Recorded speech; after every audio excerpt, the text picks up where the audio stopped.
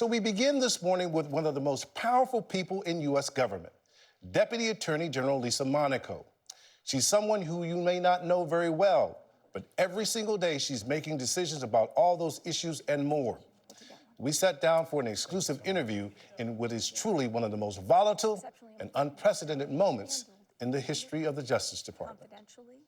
Some are calling this perhaps the most challenging threat environment since 9/11. The FBI director endorsed that at a recent hearing. Do you share that concern, and if so, why?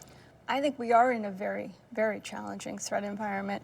During 9/11, it was our focus was on sophisticated plots driven by foreign terrorist organizations with catastrophic effect.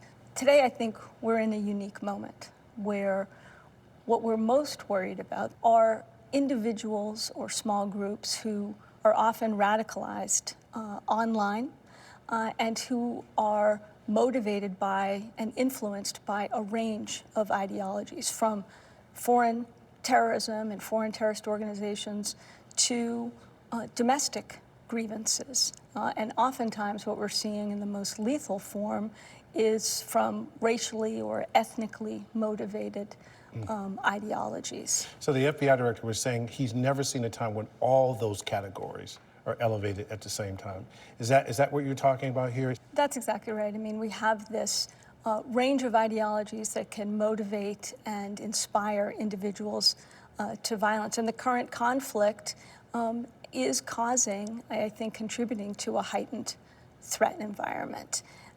What we are seeing is foreign terrorist organizations taking advantage and calling upon their adherents to act, to do something.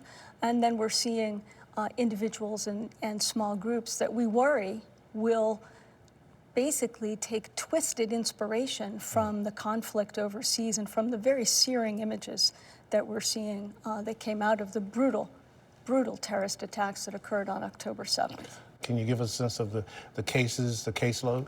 We have seen a significant uptick in threats of violence and violence, particularly directed at the Jewish community and also at the Muslim and Arab American communities here in the United States. Since October 7th, the FBI has received more than 1,800 reports of threats or other types of tips or leads that are somehow related to or have a nexus to the current conflict in Israel and Gaza. Now, many of these reports and these threats or tips are resolved without incident, but many also develop into investigations. And today, as we sit here, the FBI has opened more than 100 investigations coming out of those reports. Indeed. And the Jewish community has been impacted, but the Muslim and the people of Arab origin as well. That case of the 6-year-old boy stabbed 26 times, allegedly by his landlord. Do you recall where you were and what was your reaction to it when you heard about it?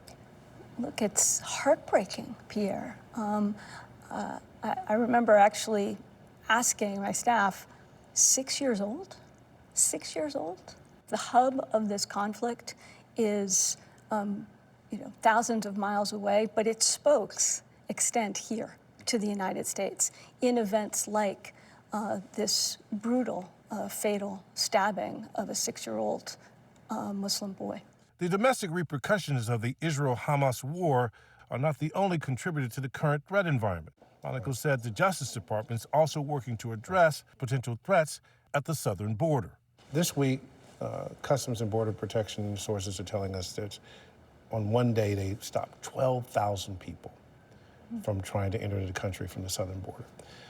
I was looking at research, and last fiscal year, more than 7,000 Russians tried to come into the country through the southern border. 24,000 people of Chinese origin, Chinese nationals. Isn't that a national security issue, and what can the Justice Department do about that? Well, sure. These are national security issues, and the Justice Department and the FBI are working with the Department of Homeland Security that has primary responsibility for securing the border, working with the intelligence community to address national security challenges and threats from wherever they emanate. And you can be assured that the FBI and the Justice Department are hard at work on that. And resource issue. 3 million, roughly, case backlog in terms of immigration cases, many of these asylum cases. It creates a feel that because many of these people are going to stay while these cases are being resolved because of the backlog, that it is unfair to people who are going through the system the proper way. How do you address that, and can you get that backlog down? Yeah. Look, this is a real challenge. The Justice Department operates the immigration courts with immigration judges, and they are essential to a fair and efficient immigration system. And we have been resolving a record number of cases in the last couple of years, but we still have far too few immigration judges, which is why we've asked Congress in our latest budget request for a lot more money and authority to hire more immigration judges. I want to talk about the toxic environment here in Washington. You have Republicans who will say that the Justice Department is full of political operatives who are working to help President Biden and hurt President Trump, and they'll even say that the FBI should be defunded. What's your reaction to that kind of language, and what do you say on behalf of DOJ? Those claims bear no resemblance to the Justice Department that I know. The Justice Department that I know is filled with dedicated men and women, investigators, lawyers, prosecutors, analysts, professional staff who get up every day, Pierre. They get up every day without regard to who's in the White House or who's in Congress. It really bothers me when I hear those claims, because it does a disservice to the men and women of the Justice Department. It contributes to the toxicity that you're speaking about. And political threats? Well, what we've seen is an unprecedented rise in threats to public officials across the board, law enforcement agents, prosecutors, judges, and election officials. And we are seeing that and responding to it. And, I know you don't want to talk about any particular candidate, but when people are using words like poison the blood and calling DOJ officials thugs, is that helpful? Well, of course it's not helpful. I get something called urgent reports. These are reports that come in from the field, from U.S. attorneys all across the country. And on a weekly basis, sometimes more often, I am getting reports about threats to public officials, threats to our prosecutors, threats to law enforcement agents who work in the Justice Department, threats to judges. In fact, just this week, Pierre, we've had cases involving threats to kill FBI agents, a Supreme Court justice, and 3 presidential candidates. 3. That's just this week. I'm going to ask a couple questions that I hope get to transparency, understanding the limits that you have to operate within.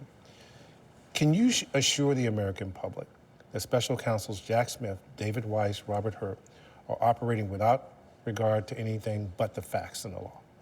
Yes. And the reason I say that, Pierre, is, look, these are matters of the utmost importance and significance. Cases of that level of significance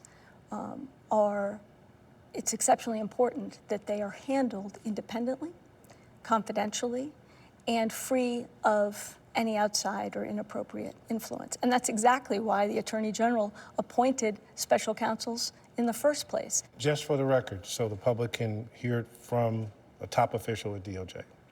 Has President Biden ever raised the classified documents investigation, the probe of Hunter Biden with you, or the AG tried to influence you? Has he ever done that in regard to President Trump? No. And the Attorney General has been exceptionally clear on this point.